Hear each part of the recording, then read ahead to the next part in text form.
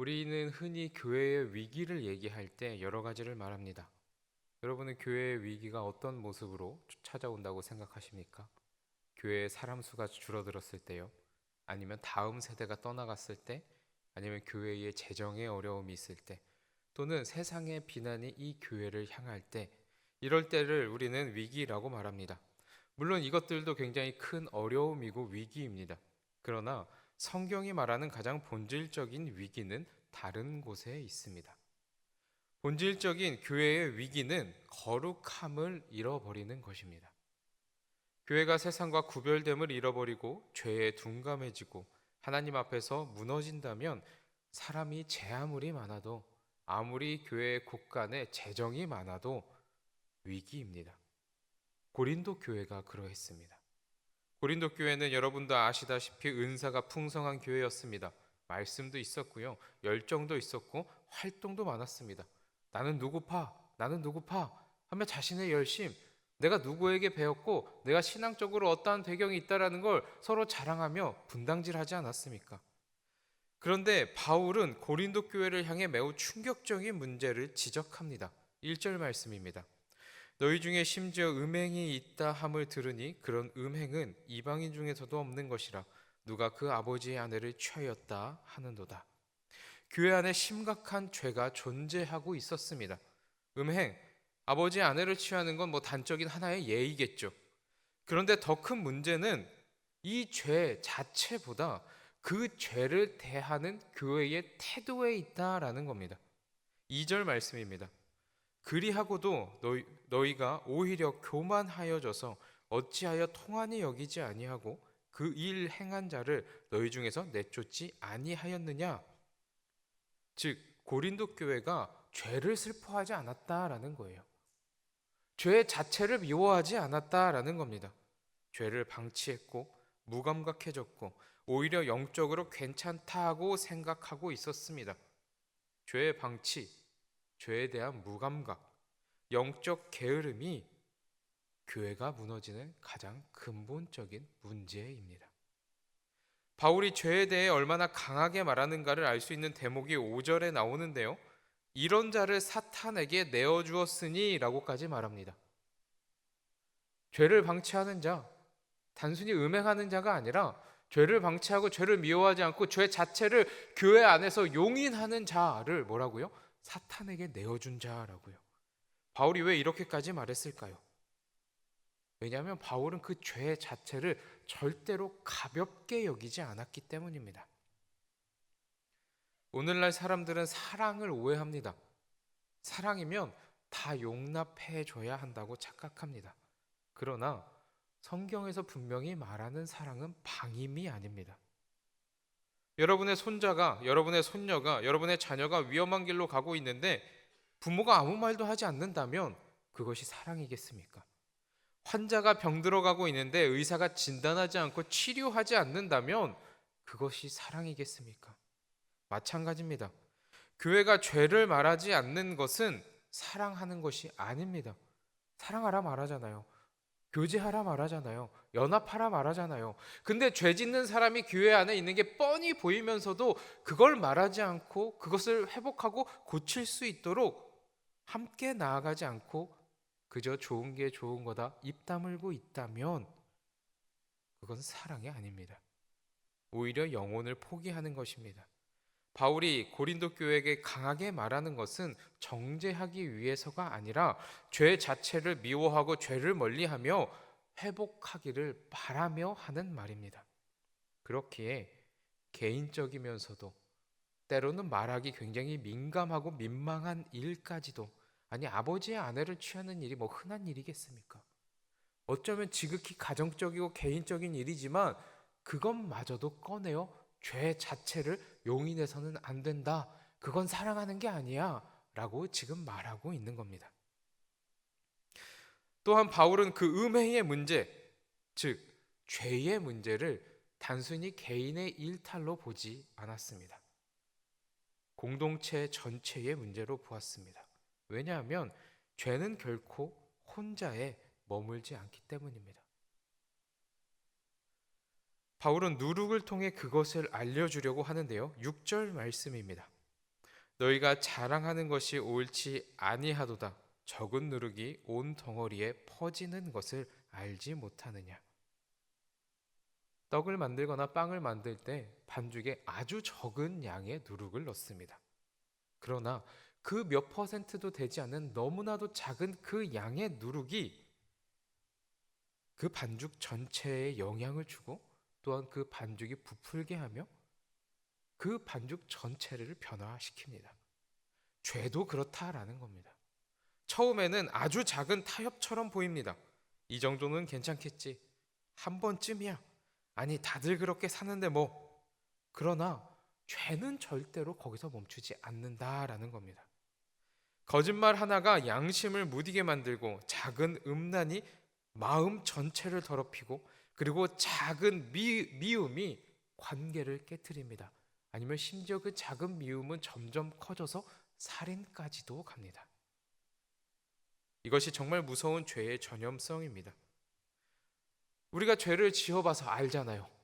처음에는 어쩌면 너무나도 충격적이고 이걸 어떻게 해야 하나 손발이 덜덜덜 떨리지만 여러분 그게 몇 번이고 반복되고 익숙해지면 굉장히 무뎌집니다. 아무렇지도 않게 행할 수 있는 것이 바로 사람입니다. 처음에는 경계하던 것이 어느 순간은 당연해집니다. 우리가 그런 경험을 아는 것처럼 예전에는 부끄럽게 여겼던 것들이 어쩌면 오늘날 이전에는 교회 안에서도 그건 너무나도 큰 죄지 하면 안 돼 라고 했던 것들이 이제는 문화라는 이름으로 문화가 되어 죄가 죄로 불리지 않기도 합니다. 예컨대요 2015년 성적 자기결정권 침해를 이유로 뭐가 없어졌습니까? 간통죄가 없어졌습니다. 나의 배우자가 있음에도 다른 사람과 불륜을 저질러도 도덕적으로는 지탄받을지 모르지만 더 이상 처벌하지 않는 결정이 내려졌죠. 여러분 간통만 그렇습니까? 지금 젊은 세대들, 젊은 사람들에게 동성애는 그냥 그럴 수 있는 문화로 받아들여지는 경우가 이젠 너무나도 많습니다. 강남, 여기 강남이죠. 여기 말고 번화가 강남이요. 이태원이요. 홍대요. 여러분 가보시면요. 남자가 남자 손을 붙잡고 여자가 여자 손을 붙잡고 밤에 나가잖아요. 새벽에 나가잖아요. 남자가 남자를 끌어안고 키스를 하고 있고요. 여자가 여자를 끌어안고 키스를 하고 있어요. 여러분 이제 젊은 사람들이 그런 거를 흔치 않게 아무렇지 않게 보면서 그럴 수 있지 라고 생각한다니까요. 오히려 죄라는 그것을 거부하면 여러분 불륜도요. 내가 하면 로맨스. 사랑한다는데 내가 사랑하는데 내 감정이 그렇다는데 그냥 이해해 주세요. 이렇게 된다고요. 오히려 죄를 거부하면 이상한 사람이 됩니다. 내가 사랑한다는데 무슨 상관이야? 다들 그렇게 돈 벌고 잘 먹고 잘 사는데 왜 나한테만 난리야? 돈만 벌면 되는 거 아니야? 세상은 그럴 수 있다 해. 하지만 교회가 그것에 익숙해지고 점점 닮아간다는 것이 문제라는 겁니다. 지금 그러한 모습이 고린도 교회에 있기에 이런 사람들은 사탄에 붙잡힌 자야 라고까지 바울이 지금 말하고 있는 겁니다. 아직 우리 강남제일교회는 굳건하고 괜찮아 보일지 몰라도 사탄 마귀는 호시탐탐 기회를 노리고 있습니다. 기억하십시오. 교회가 죄에 익숙해지는 순간 순식간에 무너질 겁니다. 바울은 7절과 8절의 말씀에서 매우 중요한 6월절의 이미지를 사용합니다. 우리 7절 말씀 한 목소리로 함께 읽겠습니다. 7절 말씀입니다. 시작. 너희는 누룩 없는 자인데 새 덩어리가 되기 위하여 묵은 누룩을 내버리라. 우리의 6월절 양 곧 그리스도께서 희생되셨느니라. 아멘. 이스라엘 백성은 6월절이 되면 집안에 있는 누룩을 모두 제거했습니다. 그리고 우리가 아시다시피 제일 처음 출애굽 직전 급하게 떠나야 했기에 누룩 없는 떡을 먹었고 이후 6월절 절기 동안에는 집안에 누룩을 철저히 치웠습니다. 누룩은 시간이 지나면서 죄와 부패 그리고 옛삶을 상징하는 의미가 되었습니다. 그래서 바울은 고린도 교회를 향해 말합니다. 묵은 누룩을 버리라. 여기서 묵은 누룩은 단순히 특정한 죄 하나를 말하는 것이 아닙니다. 교회 안에 남아있는 죄를 방치하는 태도, 세상의 방식, 옛사람의 삶의 전체를 의미합니다. 즉, 우리가 흔히 말하잖아요. 옛사람의 모습을 버려버려라. 우리의 쓴뿌리를 찍어내버려라. 그런데 중요한 것은 바울이 먼저 너희는 누룩 없는 자라고 선언한다는 거예요. 누룩 없는 자가 되라? 누룩을 버렸으니 이제 누룩 없는 사람이 되어야 한다가 아니라 순서를 잘 기억하셔야 됩니다. 너희는 이미 묵은 누룩이 없는 사람들이야 라고 지금 말하고 있다라는 거예요. 바울은 누룩 없는 사람이 되기 위해 노력해라가 아니 이미 누룩 없는 자가 되었으니 그렇게 살아가라 라고 말하는 거예요. 예수님께서 우리에게 뭐라고 말씀하시죠? 빛이 되라 소금이 되라 라고 말하는 것이 아니라 너희는 이미 소금이다. 너희는 빛이다. 저 언덕 위에 불이 밝힌 마을이 보이지 않을 수 없는 것처럼 너희도 그러한 존재다 라고 말하는 것과 동일한 겁니다. 왜입니까? 오늘 7절의 말씀에서처럼 우리의 유월절 양 곧 예수 그리스도께서 우리를 위해 나를 위해 희생하셨기 때문입니다. 모든 장자의 죽음, 10번째 재앙이 있던 밤, 유월절의 밤에 어린 양의 피가 이스라엘 백성을 죽음에서 구원했던 것처럼 예수 그리스도께서 참된 유월절 어린 양이 되셔서 십자가에서 죽으셨습니다. 믿으십니까? 그 피로 우리는 죄 사함을 받았습니다. 하나님의 백성이 됐습니다. 완전히 새로운 존재가 되었지요. 그러므로 성도는 더 이상 이전의 삶으로 돌아가서는 안 됩니다. 고린도 교회는 대부분 이방인으로서 하나님을 모르다가 하나님을 믿게 된 사람들일 겁니다. 그러니 그 고린도에서 살면서 살았던 그 옛 삶의 방식, 우상숭배, 음행, 거짓, 그 수많은 세상의 문화를 이제 벗어버리라는 겁니다. 구원받은 사람은 죄 가운데 머무는 사람이 아니라 이제 죄와 싸우는 사람입니다. 넘어질 수는 있지만 죄를 붙들고 살아가서는 안 된다라는 겁니다. 그래서 바울은 8절에서 이렇게 말합니다. 8절 말씀입니다. 이러므로 우리가 명절을 지키되 묵은 누룩으로도 말고 악하고 악의에 찬 누룩으로도 말고 누룩이 없이 오직 순전함과 진실함의 떡으로 하자. 아멘. 여기서 순전함은 섞이지 않는 깨끗함을 의미하고 진실함은 하나님 앞에서 숨김 없는 삶을 의미합니다. 즉, 교회는 겉모습만 신앙적인 공동체가 아닌 하나님 앞에서 정직하고 거룩한 공동체가 되어야 한다는 겁니다.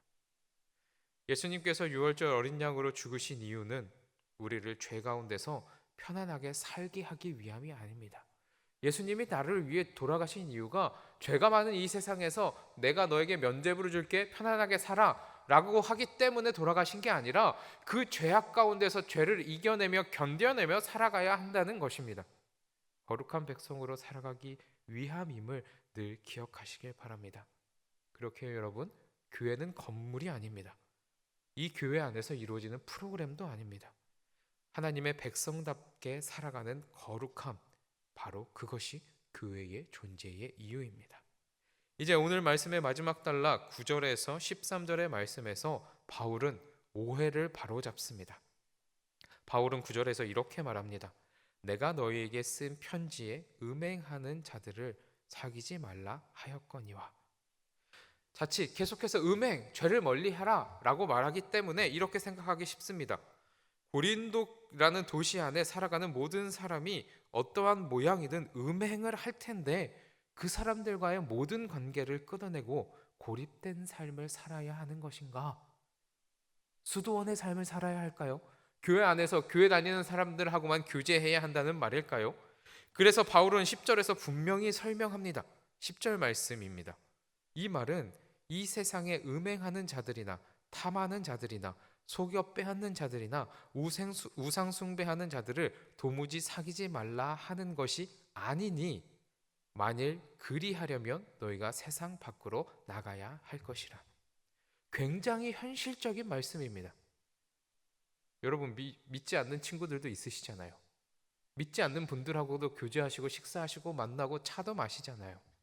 바울은 성도들이 죄 많은 세상 속에서 살아간다는 사실을 이미 알고 있습니다. 오늘날 우리도 세상 속에서 직장 생활도 하고 사람도 만나고 관계도 맺으며 살아갑니다. 여러분, 예수님도요, 죄인들과 함께 식사하셨습니다. 세리와 창녀들에게 다가가셨고 병자들도 만나셨습니다. 기억하십시오. 복음은 세상을 피해 도망가는 것이 아닙니다. 세상 속으로 들어가 소금과 빛으로 살아가는 것입니다. 그렇다면 지금 바울이 말하고 있는 의미는 뭘까요? 바로 11절에서 형제라 일컫는 자가 문제인 겁니다. 즉 스스로 그리스도인이라 말하면서 죄를 붙들고 살아가며 회개하지 않는 태도를 말하는 겁니다. 그래서 12절과 13절을요 제가 세번역 성경으로 읽어드리면 이렇습니다. 12절 13절입니다. 밖에 있는 사람들을 심판하는 것이 나에게 무슨 상관이 있습니까? 여러분이 심판해야 할 사람들은 안에 있는 사람들이 아니겠습니까? 밖에 있는 사람들은 하나님께서 심판하실 것입니다. 여러분은 그 악한 사람들을 여러분 가운데서 내쫓으십시오. 교회 밖에 있는 사람들은 하나님께서 알아서 심판하실 테니 교회 안에 거룩하지 못한 모습을 허락하지 말고 끊어내라는 거예요. 자칭 스스로 그리스도인이라고 말하며 교회 안에 있지만 여전히 죄된 모습을 갖고 있는 사람들과 끊어내라는 거예요. 물론 그 사람들을 끊어내라는 의미도 있지만 그 사람들이 죄에게서 끊어질 수 있도록 도와줘라 라는 의미도 되는 겁니다. 사랑하는 성도 여러분, 하나님께서 이 새벽에 우리에게 질문하십니다. 너희는 죄에 대해 얼마나 민감하느냐? 너희 공동체 강남제일교회는 거룩함을 어떻게 얼마나 잘 지키고 있느냐? 우리는 완벽하지 않습니다. 실수도 하고 넘어지기도 합니다. 그리고 교회 가운데 죄가 있을 수도 있습니다. 아니, 있을 수밖에 없습니다. 왜냐하면 우리는 죄인이니까요.